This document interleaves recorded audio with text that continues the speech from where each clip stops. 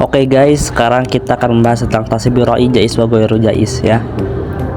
Yang kelompok Ibrahim, Zulfikri, Andi Padiasa, Ardian dan Mahdi. Selamat menyaksikan.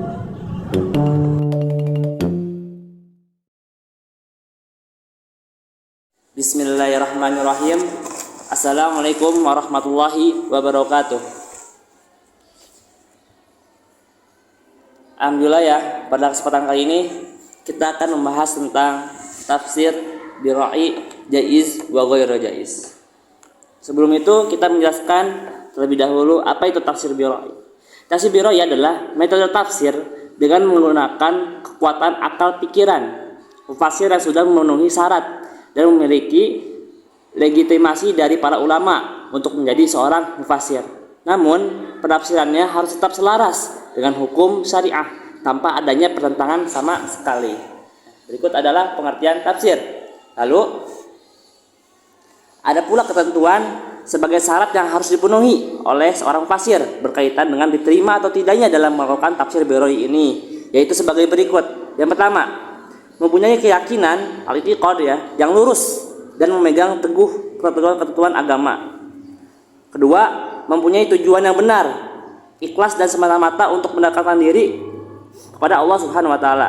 Yang ketiga, berdasarkan pada Nabi Muhammad dan para sahabat serta menjauhi bid'ah. Lalu keempat, menguasai 15 bidang ilmu yang diperlukan oleh seorang mufasir, antara lain ilmu ahnahu, ilmu lughah, at-tafsir, al-istiqa, al-ma'ni, al-ba'di, al-ikhtirat, usuluddin, usul fikih dan sebagainya ya, yang sudah tertera di tulisan tersebut ya. Nanti bisa dihafalkan ya. Lalu ada 5 perkara yang harus dijauhi oleh seorang mufasir agar tidak terjatuh dalam kesalahan dan tidak termasuk dalam pentafsir Ra'i yang fasid. 5 perkara tersebut adalah menjelaskan maksud dari Allah itu ya dalam Al-Quran dengan tanpa memenuhi terlebih dahulu syarat-syarat sebagai seorang mufasir.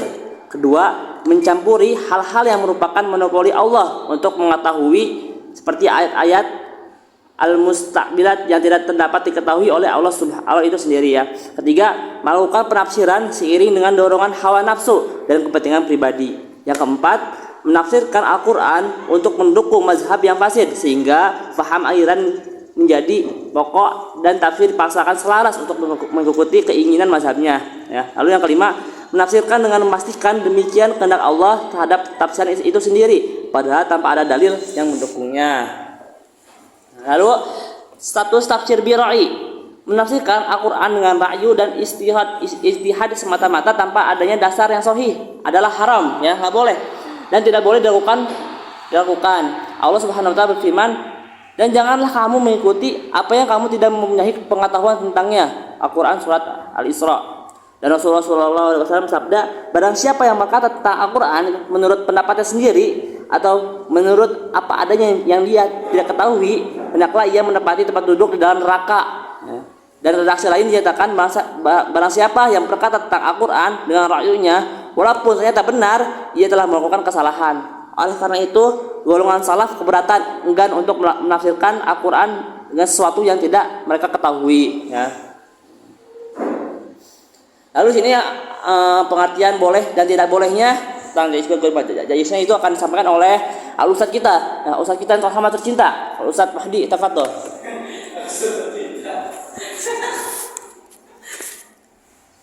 Boleh dan tidak boleh.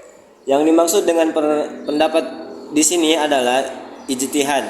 Jika ijtihad itu bersifat mendamaikan, yaitu berdasarkan apa yang harus dijadikan sandaran, jauh dari kebodohan dan kesesatan, maka penafsiran terpuji sebaliknya tercela.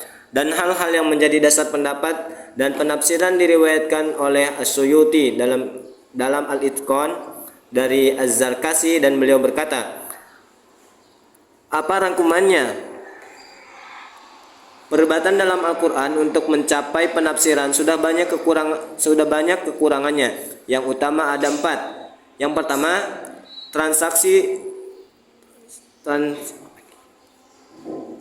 transmisi dari Rasulullah SAW, damai dan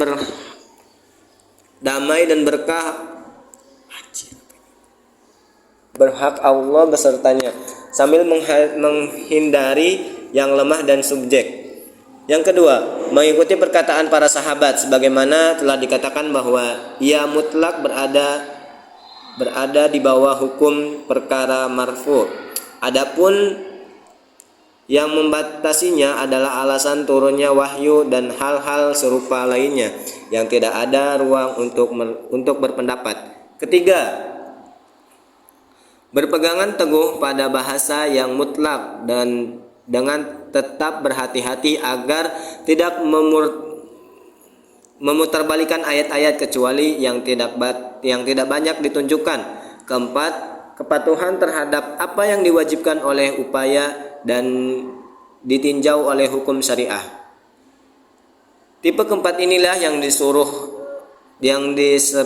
diserukan oleh Nabi Muhammad SAW oleh Ibnu Abbas dalam sabdanya, "Ya Tuhan, berilah dia pemahaman agama dan ajar dia bacaannya." Siapapun yang menafsirkan Al-Quran dengan pendapatnya, yaitu dengan ketentuannya sendiri, berkomitmen untuk berpegang pada poin-poin ini dan mengandalkan untuk apa yang dia lihat sebagaimana kitab Tuhan,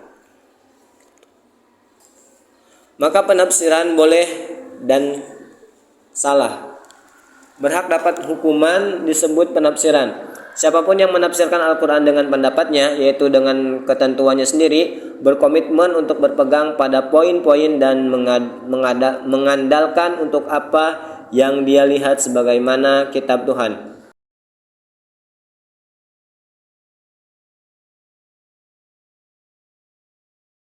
Maka penafsiran boleh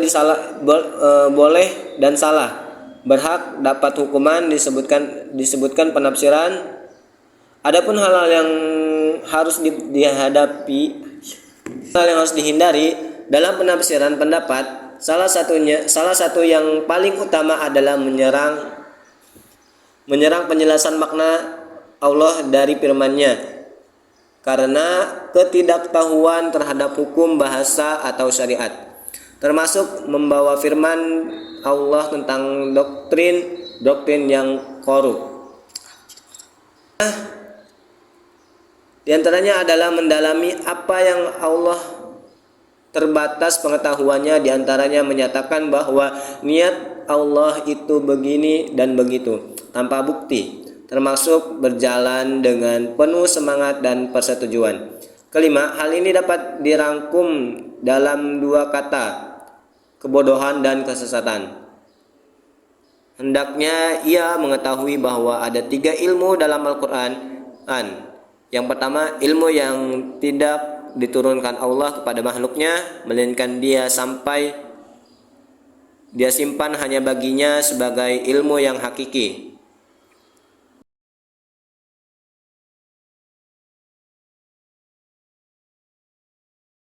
Ada 3 ilmu dalam Al-Quran. Yang pertama, ilmu yang tidak diturunkan kepada makhluknya, melainkan dia simpan hanya baginya sebagai ilmu yang hakiki. Yang kedua, apa yang diwahyukan Allah kepada nabinya dan diutamakan, tidak boleh membicarakan hal ini kecuali dia, maksudnya Allah Subhanahu wa taala, dan kepada orang yang diberi wewenang oleh Rasulullah SAW, dikatakan termasuk permulaan.